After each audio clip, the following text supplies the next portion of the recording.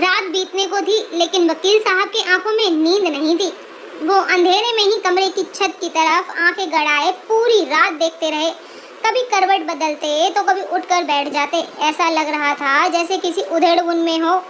हर किसी की जिंदगी में कभी न कभी दो राह का सामना करना ही पड़ जाता है, जिसमें से किसी एक रास्ते को चुनना बहुत मुश्किल हो जाता है। किंतु जो सभ्य और संस्कारी होते हैं, उन्हें निर्णय तो लेना ही होता है। जिसमें कोई दूरदर्शिता नहीं होती, उनके जीवन में कोई दो राहें नहीं आते। जीवन जैसे चल रहा था वो बहुत ही कठिन था। वकील साहब एक सुखी परिवार से थे। एक सुंदर और सुशील पत्नी थी। एक बेटा जो शादी के लायक था, जिसको वकील साहब जान से भी ज्यादा प्यार करते थे। गांव में अपनी जमीन जायदाद थी। वकील साहब की अमीरों में गिनती होती थी। महल से जैसा घर और नए मॉडल की 2 गाड़ियां थी। एक गाड़ी वकील साहब की थी और बाकी 2 गाड़ियां घर पर ही रहती थी। वकील साहब सारे दिन किताबों में ही उलझे रहते। बेटे की देखभाल का सारा जिम्मा उनकी पत्नी पर ही था। उनका बेटा नवाबों की तरह पल रहा था। जब भी पैसों की जरूरत होती, माँ कभी मना नहीं करती। बेटे से सख्ती नहीं कर पाती थी वो। इसका नतीजा ये निकला कि उनका बेटा बिगड़ेल नवाब के रूप में जाने जाना लगा। बड़ी मुश्किल से उसने ग्रेजुएशन तक की पढ़ाई पूरी की। दिखने में आकर्षक, लंबा चौड़ा शरीर, घुंघराले बाल, गोरा चिट्टा रंग था। पैसों की कोई कमी तो थी नहीं, तो पानी की तरह बहाता था। गुस्सा तो 24 घंटे नाक पर ही रहता था, इसीलिए कभी भी वो किसी नौकरी पर नहीं टिक पाता था। थक हार कर वकील साहब ने उसको बिजनेस में लगा दिया। यहाँ वो सफल हो गया, क्योंकि इस बिजनेस में दबंग इंसान की ही जरूरत थी। वकील साहब का रुतबा था। धनी और जाने माने घर में अपनी बेटी देने को हर कोई उत्सुक थे। वकील साहब के बेटे के लिए खूब रिश्ते आने लगे, जिसे हर प्रकार से वकील साहब ने अपने बेटे और परिवार के लिए योग्य समझा था। वो लड़की अर्चना थी। अर्चना एक ऐसी लड़की थी जिसमें सारी खूबियों से वो सुशोभित थी। लंबी, गोरी, सुंदर, सुशील, आज्ञाकारी, घर के सभी कामों में पूरी तरह से निपुण। सभी लोग बहुत खुश थे। वकील साहब की पत्नी बड़ी ही खुशी से शादी की खरीदारी कर रही थी। निश्चित समय पर शादी भी हो गई। वकील साहब के घर में खूब रौनक थी। इस घर में आकर अर्चना भी अपनी किस्मत को खूब सराह रही थी। एक सुंदर और सुशील पत्नी पाकर रोशन भी बहुत खुश था। अब रोशन दोस्तों के साथ घूमने की बजाय घर पर ही रहता, लेकिन वकील साहब अपने बेटे के स्वभाव से हमेशा परेशान और चिंतित ही रहते। बहू की हर सुख सुविधा और ज़रूरत की चीज़ों का ध्यान खुद ही रखते। अर्चना भी अपने सास ससुर की सेवा में कोई कमी नहीं छोड़ती थी। समय बीतता और गया और अर्चना प्रेग्नेंट हुई। घर में तो खुशी की लहर चल पड़ी थी। धीरे धीरे समय बीतता गया और अर्चना ने एक बेटे को जन्म दिया। वकील साहब और उनकी पत्नी दादा दादी बन गए थे। दोनों पोते को गोद में लेकर फूले नहीं समाते थे। एक दिन वही हुआ जिसका डर था। सभी लोग डाइनिंग टेबल पर बैठे खाना खा रहे थे। रोशन ने अर्चना से गरम पराठा लाने को कहा कि तभी अर्चना का बेटा आदित्य रोने लगा। अर्चना उसको संभालने लगी। वकील साहब के नवाबजादे ने अपनी तौहीन समझ ली इस बात को और खाने की प्लेट उठाकर फेंक दिया। माता पिता को उसके गुस्से से वाकिफ पहले से ही थे, लेकिन अर्चना के लिए पति का ये रूप नया था। वो सहम गई और रोने लगी। वकील साहब ने खतरे की घंटी को भांप लिया था। उन्होंने किसी तरह अर्चना को समझाया। अर्चना बच्चे की वजह से उस पर ध्यान नहीं दे पा रही थी। इस कारण रोशन ज़्यादा समय अब घर से बाहर ही बिताने लगा, जिसका नतीजा ये हुआ कि वो बुरी संगत में पड़ने लगा। उसके बाद इस तरह की घटनाएं अक्सर घटने लगी। वो तो अर्चना मायके से अच्छे संस्कार लेकर आई थी, इसीलिए घर को अखाड़ा नहीं बनाना चाहती थी। वो हर संभव कोशिश करती थी कि रोशन कोई कलेश ना करे और वो चुप सुनती रहती, लेकिन अर्चना की चुप्पी ने वकील साहब के बेटे की हिम्मत बढ़ा दी। अब वो कभी कभी अर्चना पर हाथ भी उठा देता। अर्चना को ये सब बहुत बुरा लगता था, लेकिन अपने सास ससुर का ख्याल करके बेचारी चुप ही रह जाती, क्योंकि उसके सास ससुर से अर्चना को कोई भी शिकायत नहीं थी। वकील साहब और उनकी पत्नी अर्चना को अपनी बेटी से भी ज़्यादा प्यार करते थे। गुस्से वाला तो रोशन पहले से ही था, लेकिन अब हर दम मारपीट का माहौल अर्चना से घर के माहौल में बना रहता। हरदम मारपीट की माहौल अर्चना से ये सब अब बर्दाश्त नहीं हो रहा था। अब तो रोशन कभी कभी रात को भी घर नहीं आता। वकील साहब की चिंता बढ़ती ही जा रही थी। बेटे को बहुत बार समझाने की कोशिश की, लेकिन रोशन का मन तो कहीं और ही उलझ गया था। अब तो अर्चना की ओर देखना भी पसंद नहीं करता था वो। एक बार तो अर्चना में किया सब कुछ छोड़ छाड़ कर अपने मायके चली जाऊं, लेकिन माँ बाप के संस्कार ऐसे थे कि ये कदम उठाने की इजाज़त नहीं दी। एक दिन तो हद ही पार हो गई। रोशन नशे के धुत में लड़खड़ाता हुआ घर आया और अर्चना को घर से निकल जाने का आदेश दे दिया।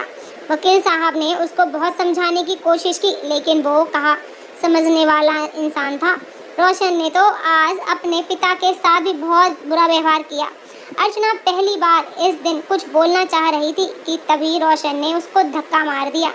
अचानक से धक्का लगने से अर्चना गिर पड़ी और साथ में आदित्य भी गोद में ही था। दोनों ही औंधे मुंह गिर पड़े। अर्चना ने किसी भी तरह अपने बेटे को तो बचा लिया, लेकिन अर्चना का मुंह जमीन में जा लगा। अर्चना के सर में चोट लग गई और खून बहने लगा।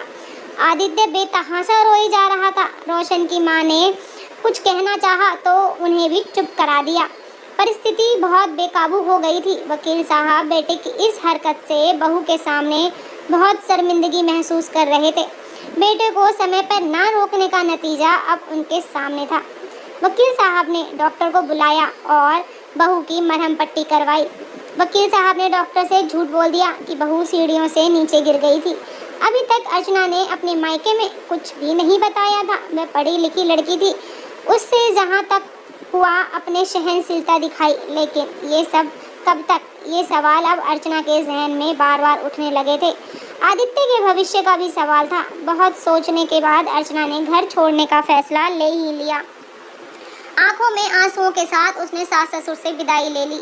आज वकील साहब के पास बोलने के लिए कोई शब्द ही नहीं था। वकील साहब ने अर्चना को ड्राइवर के साथ उसके मायके छुड़वा दिया, क्योंकि अर्चना के पिता का सामना करने की हिम्मत वकील साहब में नहीं थी। अर्चना अपने पिता के दरवाजे पर खड़ी थी। उसको विश्वास था कि उसके पिता उसका साथ देंगे। कांपते हाथों से उसने घर का डोरबेल बजाया। दरवाज़ा अर्चना के पिता ने ही खोला था। अपनी बेटी के सर पर पट्टी बंधी देखकर उनका कलेजा मुंह को आ गया। अनुभवी आदमी थे, देखते ही पल भर में सारा माजरा समझ गए। बेटी को इस हाल में देखते ही उन्होंने गले लगा लिया। अपने पिता का प्यार देखकर अर्चना फूट फूट कर रोने लगी। अर्चना ने रोते हुए सब कुछ बताया। पिता ने सब कुछ सुनने के बाद अपना फैसला सुना दिया कि अब अर्चना उस हैवान के पास कभी नहीं जाएगी। इधर सारी दुनिया के लिए लड़ने वाले वकील साहब आज खुद एक दोराहे पर आकर खड़े थे।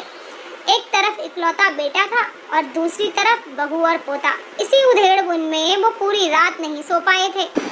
वो सोचते रहे थे कि बेटे को घर छोड़ने के लिए कहें, दिल ये बात मानने को तैयार ही नहीं था। दूसरी तरफ बहू थी जिसने आज तक कभी भी कोई शिकायत का मौका नहीं दिया था। उसे वो बेघर कैसे कर दें?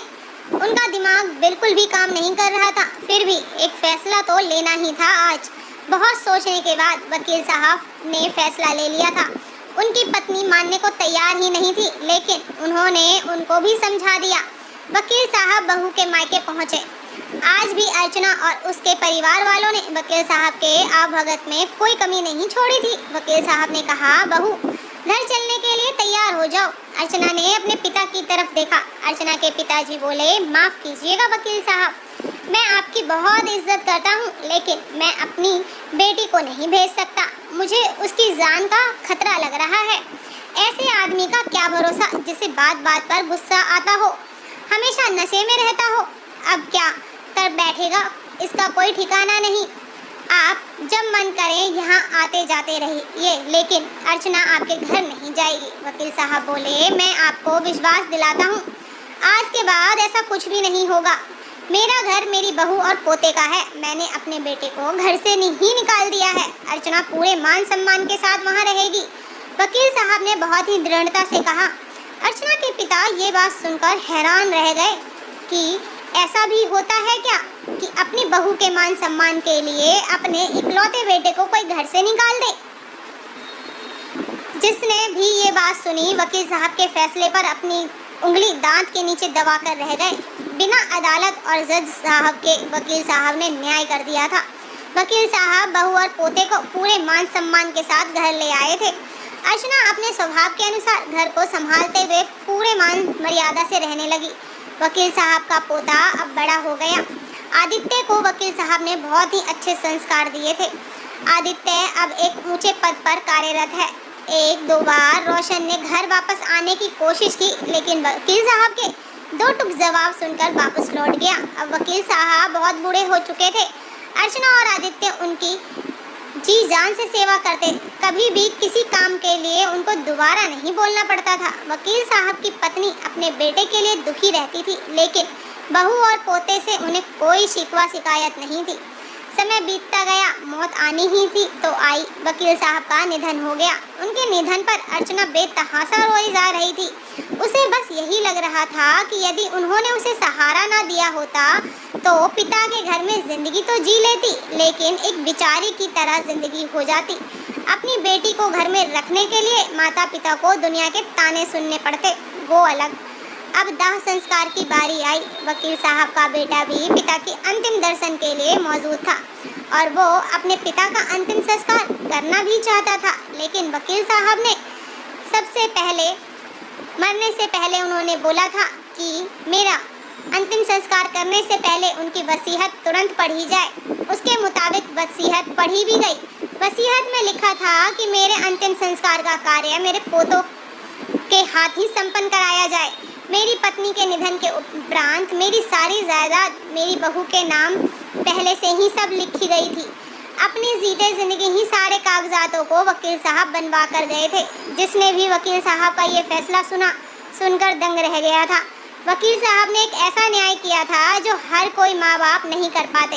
अपने सगे बेटे को छोड़कर उन्होंने दूसरे की बेटी को सहारा दिया था। वकील साहब ने जाते जाते भी समाज के सामने एक उदाहरण प्रस्तुत कर दिया था। तो दोस्तों, आज की कहानी आपको कैसी लगी ज़रूर बताइएगा। और सच में अगर ऐसे सास ससुर हों तो किसी की भी बेटी ना मायके में ना रहे। तो आप बताइएगा आपको कैसी लगी। चैनल पे अगर न्यू है तो सब्सक्राइब ज़रूर करिएगा। पुराने हैं तो कहानी पूरी सुनने के लिए धन्यवाद। फिर मिलती हूँ आपको एक नई कहानी के साथ। Bye bye.